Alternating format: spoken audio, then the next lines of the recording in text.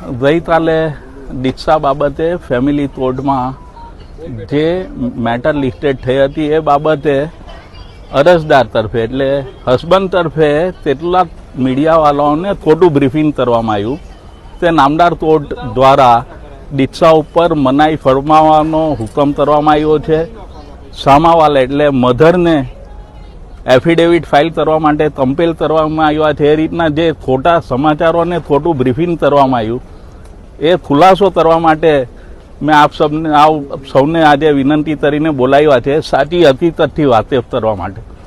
સાચી હકીકત એવી બની છે, અમને નોટિસ બધી અમે કાલે 11:15 વાગે નામદાર કોર્ટ રૂબરૂ અમારી સ્વૈચ્છિત એફિડેવિટ લઈને હાજર થયા છે.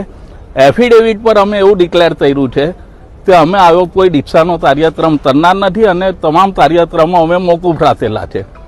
અને નામદાર કોર્ટ તરફથી ત્યારબાદ મેટર સ્ટ્રેટ વે એડજોર્ન કરવામાં આવી છે. એટલે કોઈ દીક્ષા પર નામદાર કોર્ટે મનાઈ ફરમાવ્યું હોય એવો કોઈ હુકમ અમલમાં નથી.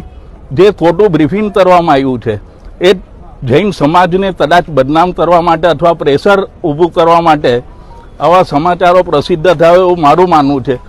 તો પબ્લિકના હિતમાં અને નામદાર કોર્ટના હુકમ બાબતે કોઈ ધેર સમજ ના થાય એ ખુલાસો કરવા માટે મેં આજે આપ સૌને વિનંતી કરીને બોલાવ્યા છે.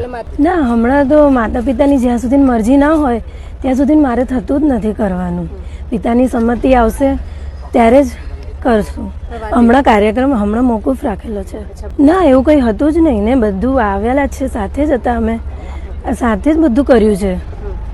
પછી તો મને જ કંઈ ખબર નથી કેમ એમને એવું કર્યું, એવું પગલું ઉઠાવ્યું, મને જ કંઈ ખબર નથી પડતી. હવે પિતાની સંમતિ નહીં હશે ત્યાં સુધી મારે મોકૂફ જ છે.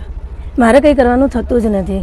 પિતાની સંમતિ હશે બસ, મારે તો એટલું જ કહેવું છે. પિતા અને માતા પિતાની બંનેની હાજરી બંનેને હોવી જોઈએ સંમતિ, બસ. પછી મારે કંઈ આગળ બોલવાનું થતું નથી.